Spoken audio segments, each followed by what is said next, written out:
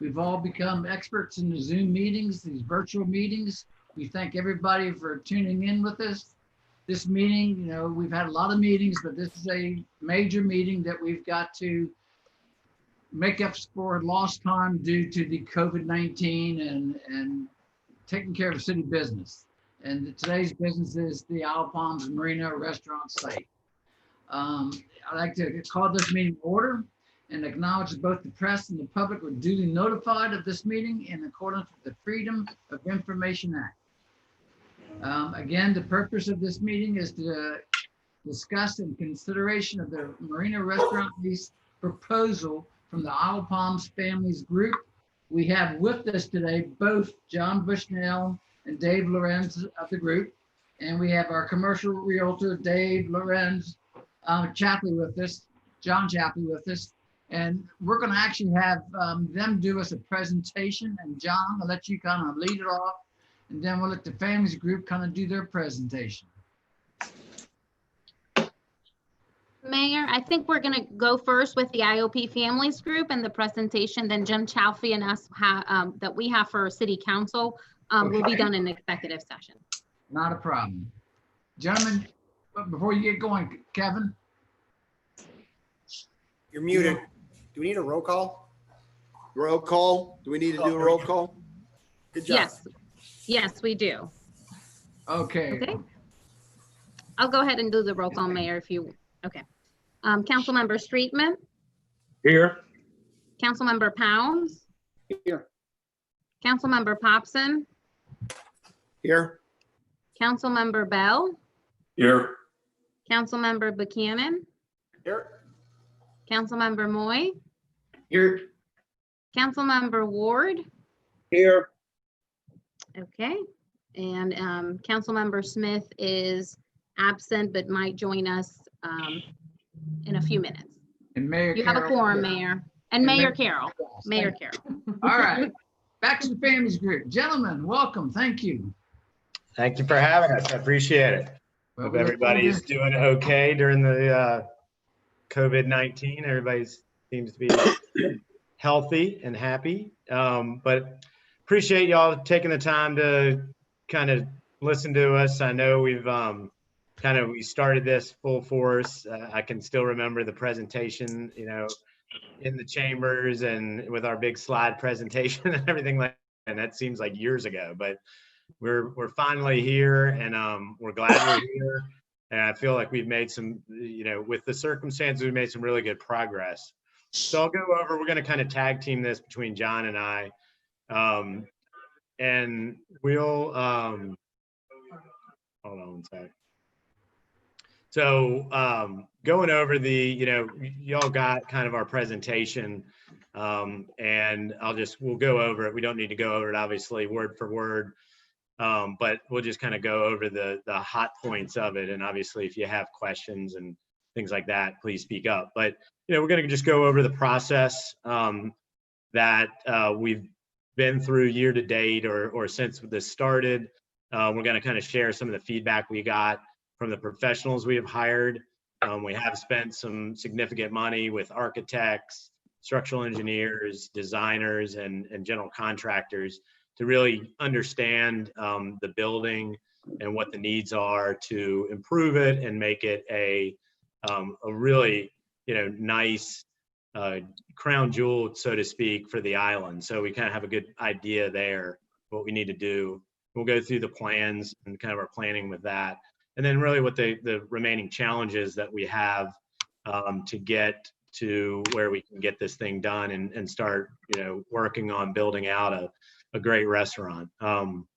So, we do want to provide, a transparent view of what we feel we can bring to the island. And, we want everybody to know that, we live here. We've lived here for 15 years and more. John, the same boat. And we think it's a great opportunity for the island, which including all of us, and us included, to create a island owned and operated restaurant, which is really unique and a huge opportunity. I think for the island and everybody involved, the citizens as well, to really, be island owned and operated is huge. So we're excited for that. John's going to go a little bit into the executive summary and kind of talk a little bit about what we've been up to and been working on. Perfect. Thanks, Dave.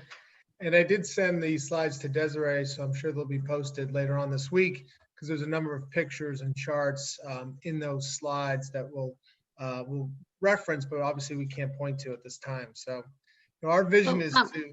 John, just a quick clarification. I thought you wanted to share your screen so that everybody could see the presentation. Oh. We can do that.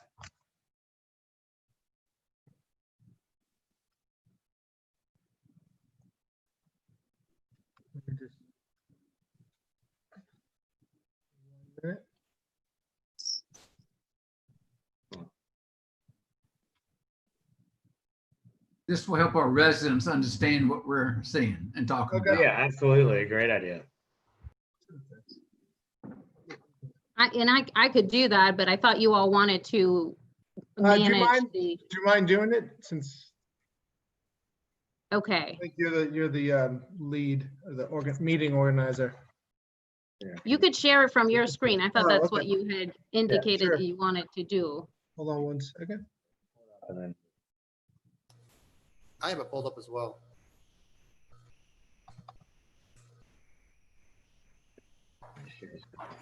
How do you make this? there you go. Sure.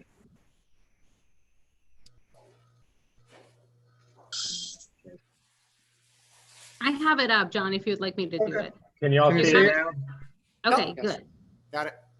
Excellent. Perfect. So, There we go. perfect.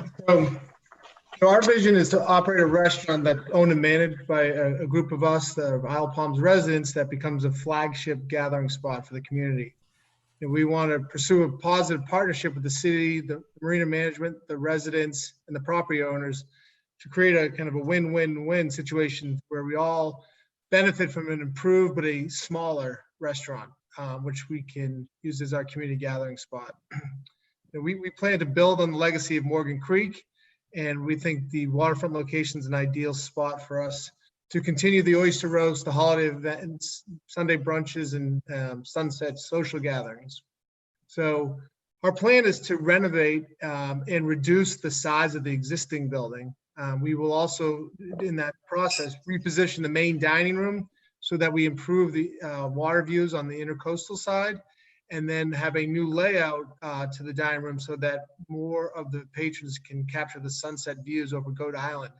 Currently, most of that is blocked by the back left wall and the kitchen coolers, et cetera. And the biggest change I think that folks will see is the outside. We plan to dramatically improve the layout and the quality of the outdoor space, and also simultaneously increase the amount of outdoor waterfront seating. So we plan to have seating on two full sides of the restaurant that is very close to the water.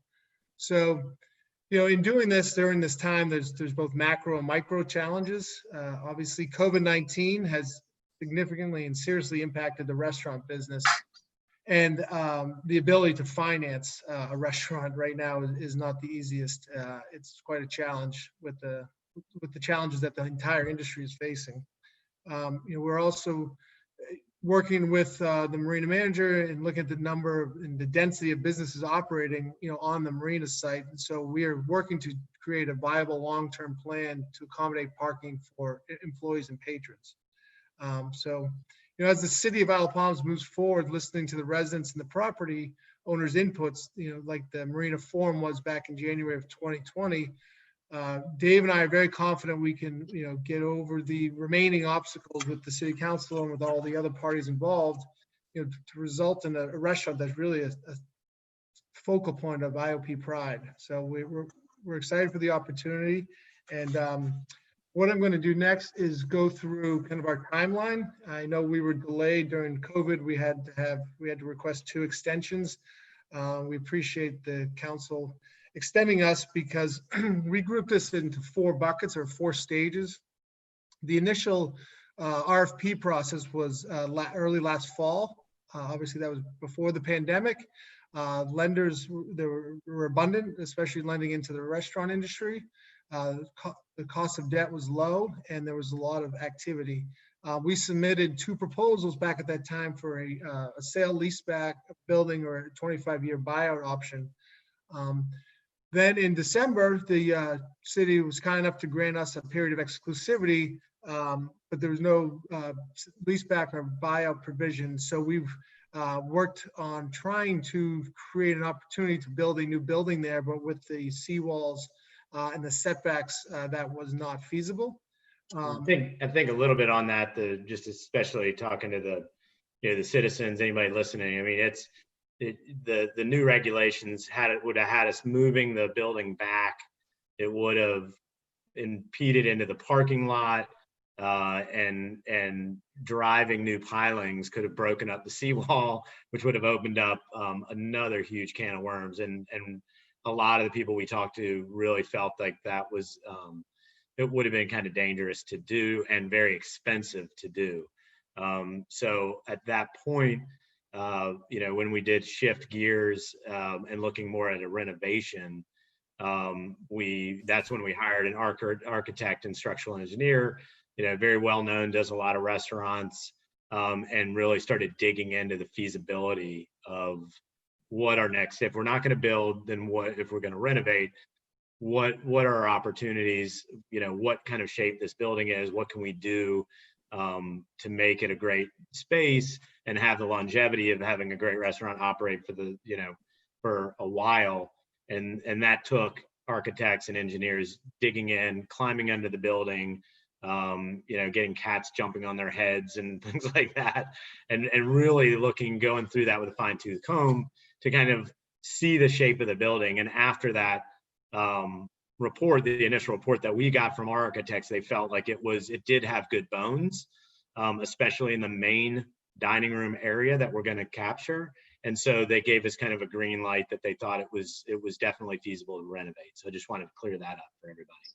And just to add on to that, the structural engineer came in and also evaluated all the pilings underneath, as well as the main reason for the structural engineer was to keep the temporary roof structure, which is the roof on the right-hand side of the building, which is a tent. There is now wood placed underneath that, which had too much lift. So the engineers come in and designed a system for us to strap down the roof all the way down 2.5 stories to the foundation so that that roof is safe and won't be lifted off the building in a major storm. So that took a little while. And we were in that process of due diligence up until March. Obviously in March, COVID hit, changed and halted our plans for a bit. Restaurants were closed. Lenders really moved away from the industry.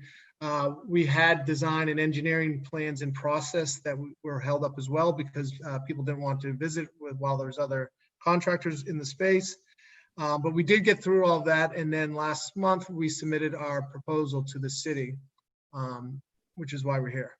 And so the future plans are, if we are able to get a lease in place by early fall, we think we can start construction in the late fall and then have the outside seating area available late spring of next year, and then the inside open in the summer of 2021. So with that, we'll talk a bit about how the human behavior and the pandemic's changed restaurant patrons. Going back, to what John was just saying, if we can get this lease done and we're ready to go, we're ready to start construction. But if we can get that done, our goal would be to work on the outdoor space first, what people call maybe the sand pit. I know I've sat over at the Marina having boiled peanuts and drinking a beer and just looking over there, wanting to get over there. I know a lot of people that join me on the deck out there are thinking the same thing. So I think the citizens, we're all in the same boat that we want to get that, at least that outdoor space open. And we think the way we could do that, it would be very feasible to be the first part of our project. So, during this pandemic, I've got 3 restaurants in town and, a little bit of patting myself on the back, but we have been successfully navigated COVID. We have 3 restaurants open and operating, and have actually been profitable since this whole thing, all three of them. And it's not an easy task. It's been very stressful on our crew, on customers. We're making extra precautions. We've got sanitized people that just come in and sanitize during shifts. And we're very conscious of our customers and our crew's safety. So it's added a total different level of operations into a restaurant. But we feel like with keeping those things in mind, social distancing, wearing masks, sanitation practices, we will be able to, depending on where this thing goes, we will be able to open. And a key, factor to successful restaurants in the current situation, and definitely even in the future, is going to be these outdoor areas. And we're going to, really open that area up, clean it up, make it more inviting, have more picnic tables so people can enjoy the outdoors, this spacing. They feel more comfortable eating outside right now. And it's even recommended if you can eat outside, it's better than eating inside. We are going to, improve lighting and landscaping out there. We're even looking at, with the dock space that's currently there that is involved in the lease with the restaurant, hiring a dock hand that would help dock boats when they're coming up. So in the summertime, people just passing by, maybe going out to capers or stuff like that, could stop, and you'd have somebody help assist them docking and even rafting up if a couple boats are there. So that's kind of the first, thing we would start working on. We do want to create, a fun community spot. I think that's what the Marina restaurant has always been. It's a place where, sure, you've got tourists coming in the summertime, but, to make the restaurant successful, you need the citizens of the island. And it's been such a great hangout spot. And so we're going to make it inviting with, some good music out there, not, lawn speakers, some, bocce and cornhole, but just make it really communal and a nice hangout spot for people. So that's kind of our first goal, is to get that place going. And then again, because we see it as a community gathering space, our plans are really to have community events, wine tastings, and possibly cooking classes, craft beer festivals out there, just things that make it something new and something different, where you can ride down on your golf cart and meet with your neighbors and see what's going on. So I think we're going to add a lot of that element to the restaurant, and again, that would be our first stage. So we've got some pictures that we put up that keep it really open, airy, light, have a nice kind of clean look to it, and make it contemporary in the eyes of kind of what the current look of restaurants are nowadays. So that's kind of our first plan. So again, I kind of have a picture there that shows this area that we're looking at. And I'm sure everybody's kind of familiar with that, but really making it really inviting for the citizens. A big change that we are going to look at, that we would like to do, again, feeding in on this outdoor space and really utilizing the way the building is in a renovation capacity, is taking this area, which is the red rectangle you see, and those are the cooler on the left side and some of the dining room, and I think there's a wine cooler on the other side, and an office space and things like that. Well, that right there is a great spot. You can look across, you can see boats going by, you can see the sunset. So our plan is to demolish that area and build that into a seated deck where you would have outdoor seating. And there's not many places in Charleston, as y'all know, that have outdoor dining that sits on the water. So this would create a super unique area. I mean, there's nothing on Sullivan's. You have, the boathouse, and then you have like Fleet Landing downtown, but there's, and then there's some Shem Creek stuff, but there's just not a lot. I mean, everybody that comes into town and everybody loves sitting on the water. So we think capitalizing on that real estate right there and changing that into more of a usable outdoor dining area will really add some value to the restaurant. And Yeah, I was just one. point to add on, that's also in the back left corner where the structural issues are underneath that what was the kitchen cooler.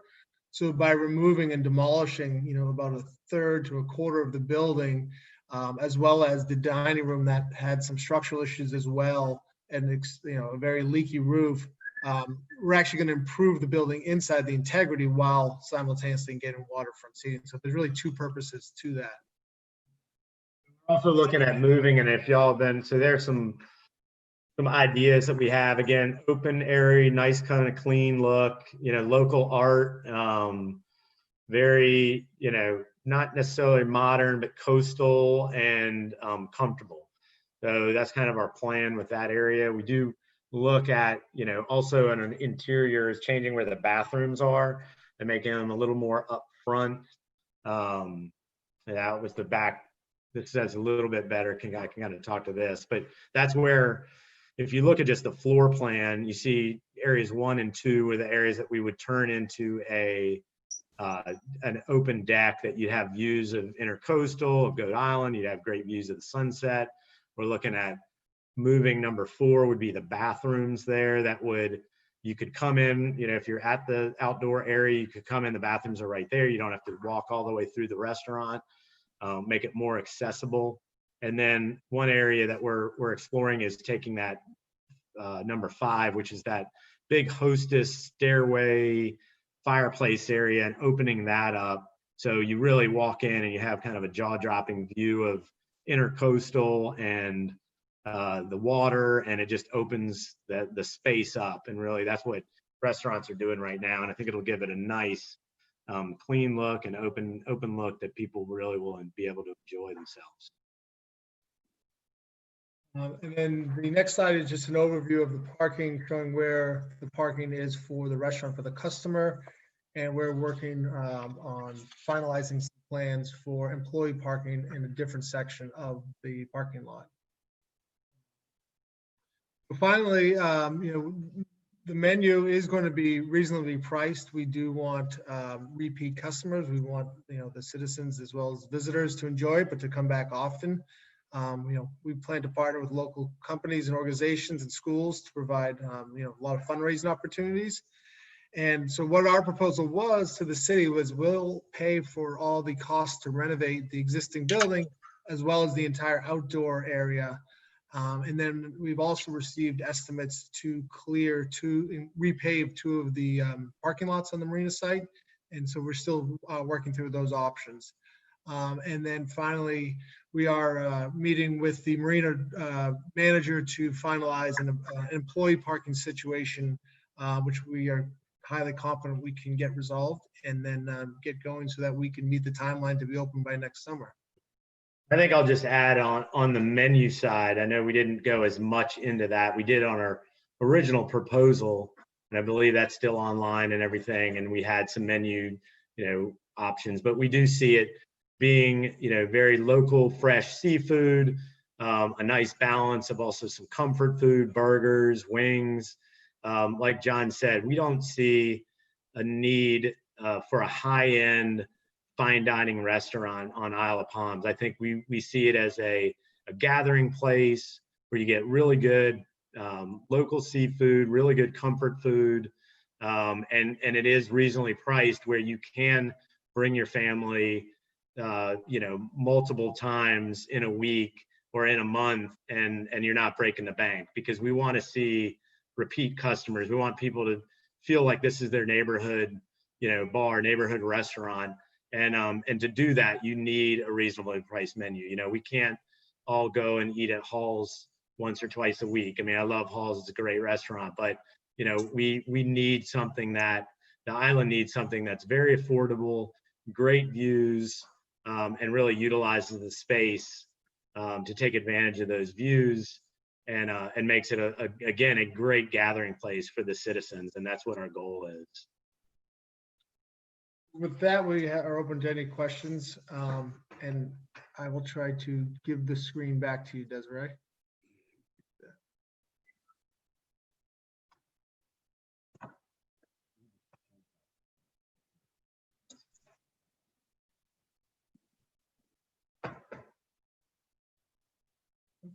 Desiree, can you hear us? Yes, I stopped sharing your screen. Oh, all right. Thank you. I figured you Okay. needed a little bit of help.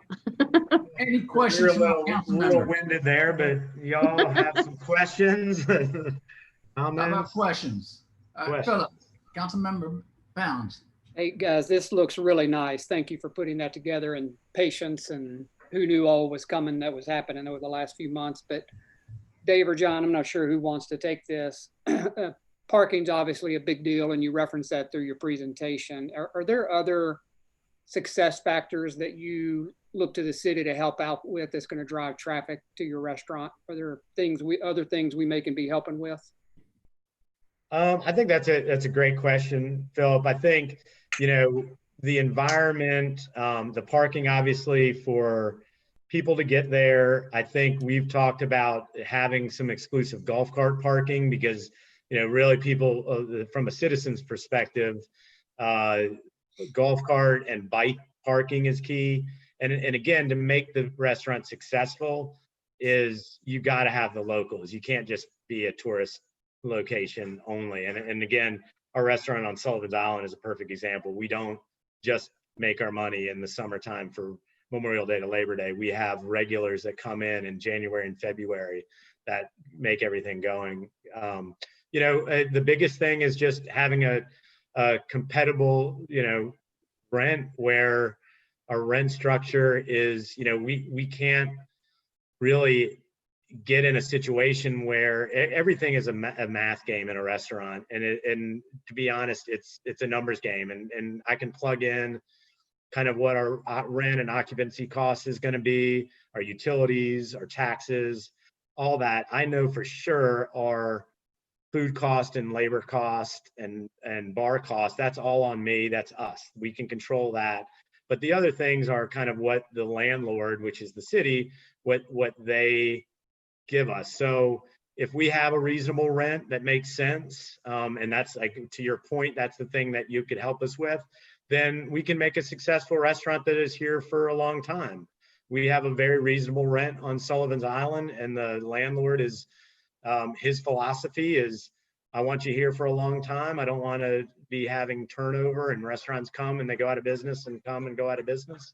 And so that factor of where y'all can help us is having something that's fair and reasonable that, doesn't break our bank and put us in a tight spot come slow winters. And sometimes you have high food costs because you have a virus or you have labor shortages and those are the things that we just we can't control, but you can control rent. You can control fixed costs.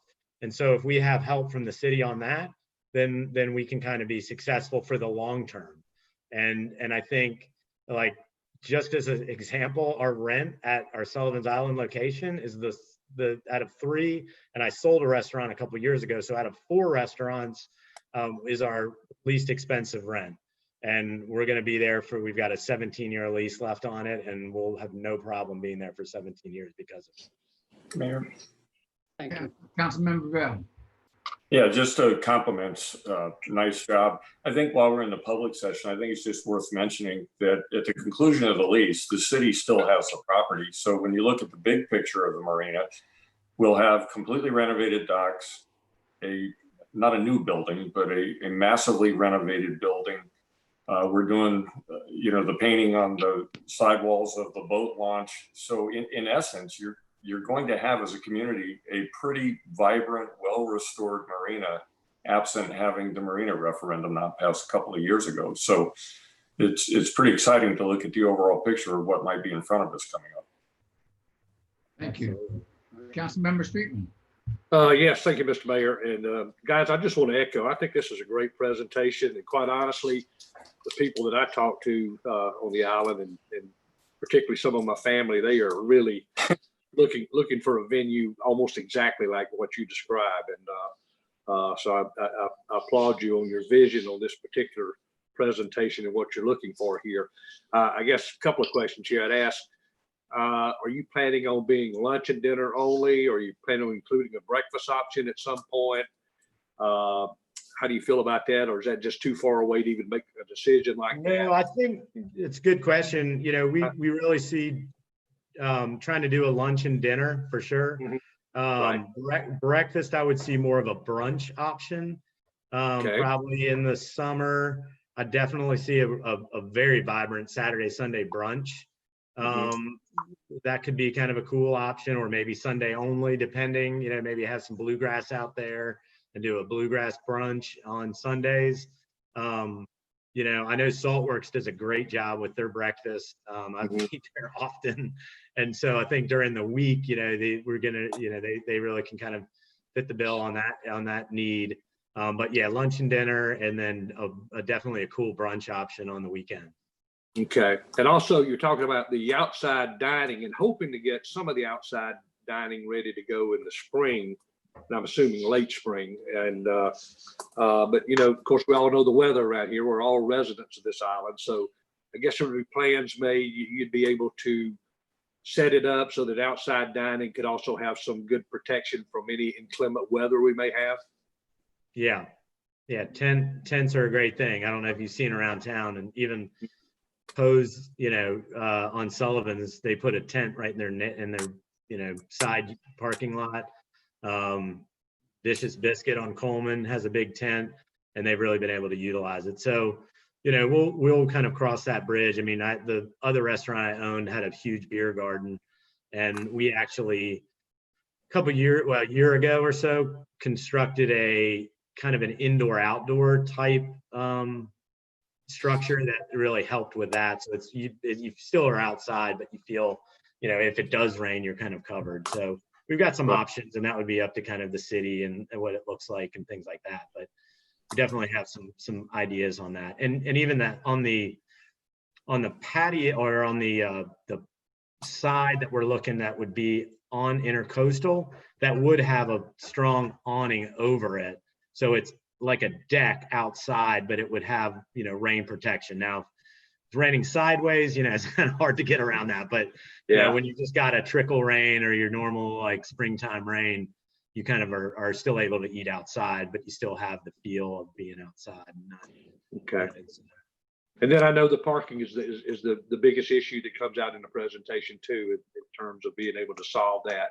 And it sounds like you guys are at least making some good progress that way. So yeah, we've met with Brian.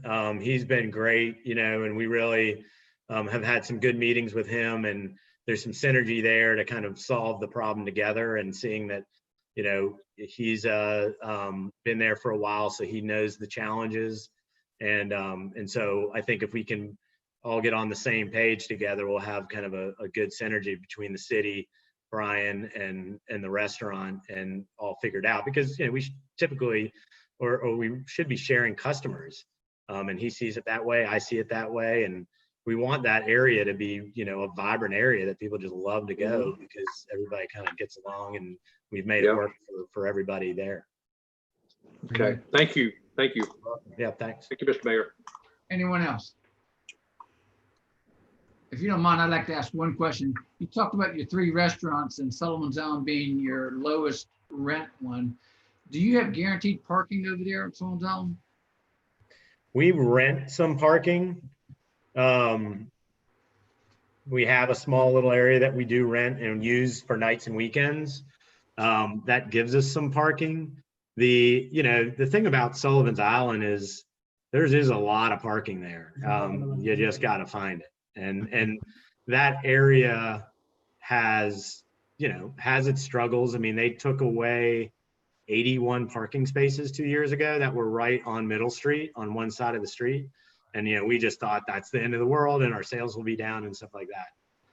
But they're not. So people have found it. I guess the difference of like Sullivan's and kind of the Marina, in a sense, is you don't have the street parking. So once you kind of leave the Marina property, based on, I guess, what I don't think there's any residents. Yeah, it's residents only on 41st and even down Waterway, right? So, you know, where on Sullivan's, it's just back all up in the neighborhoods, and right now you can park over at the school in the off season, and behind town hall there you're able to park. So we've made it work. Okay, good, thank you. Anyone else? I have a question, Mayor. Yes, ma'am. And then Kevin. How many dedicated employee parking do you have at your Sullivan's location? How many parking spaces? We don't have any employee-only parking spots, but the town behind City Hall, they made that kind of exclusive for restaurant employees, as well as, I forget what they call it, but that right next to the Sullivan's Island elementary school, where the fire department does all that, they made that employee parking. Okay, yeah. Yeah, most of our employees, you know, especially the morning gets there before, so they take up all the parking in front of the rec center. And, you know, but again, if you really look at Sullivan's, it goes back into the streets, it goes back, you know, there's definitely a lot of places. Councilmember Popson, did you have a question? Yes, sir, Mr. Mayor. Thank you.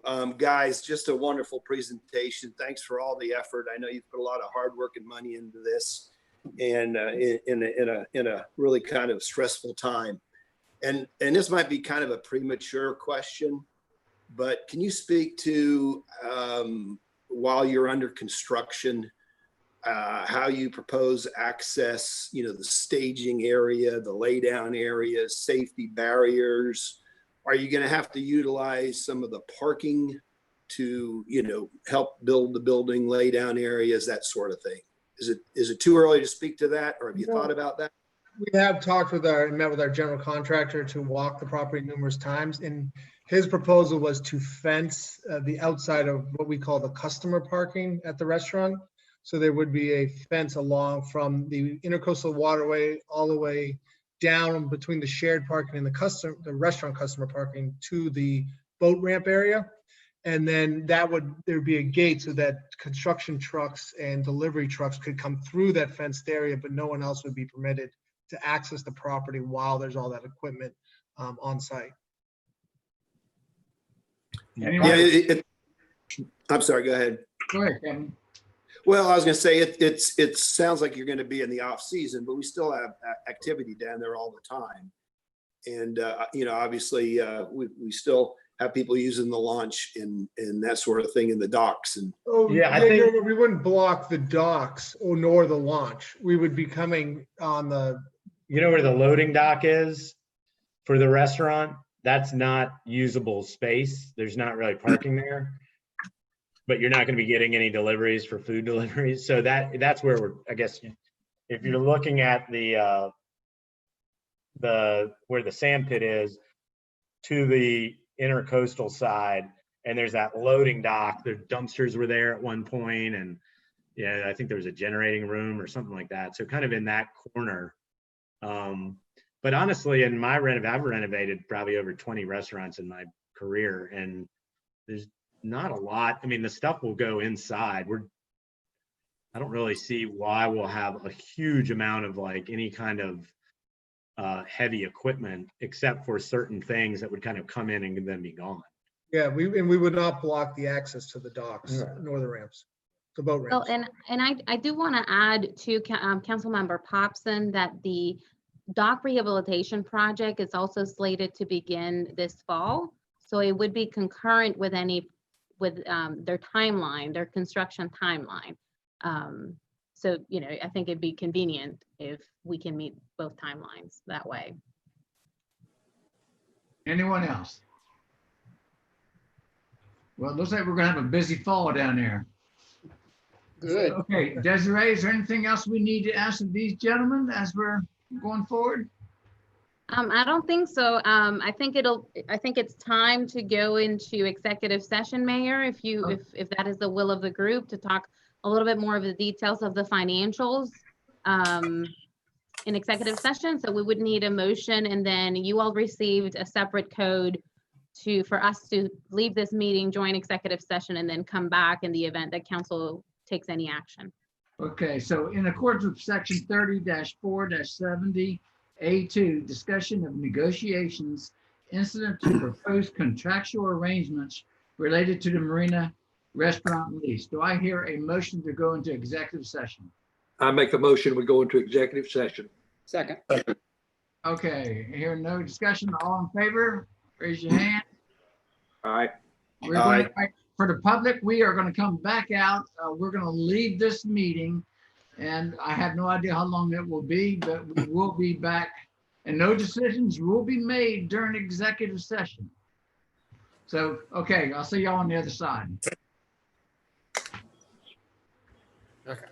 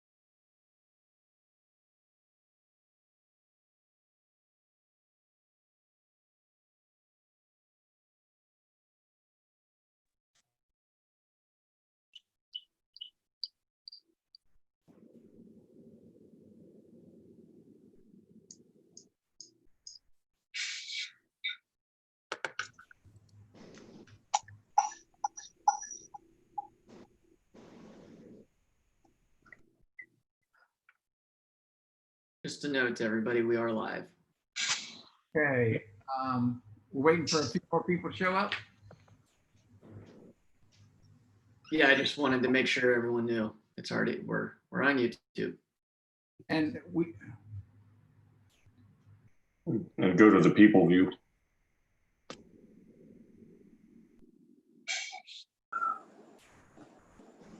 Mayor, yes, ma'am. do you have a second to talk to me offline?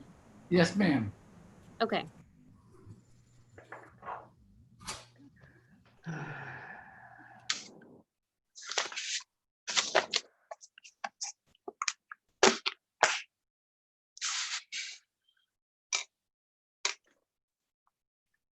Jimmy's disappeared.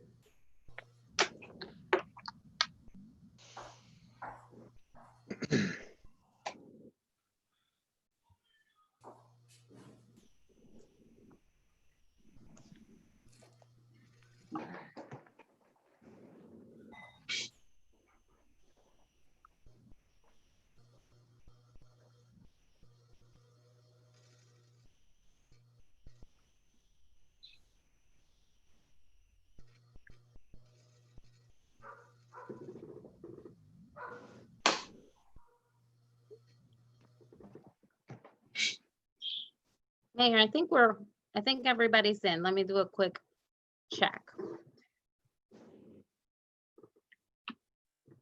Yes, everybody's, oh, you're muted, Mayor. Mayor, you're muted. Okay, I apologize to our public that it's taken so long, but we had a lot of discussion to go over.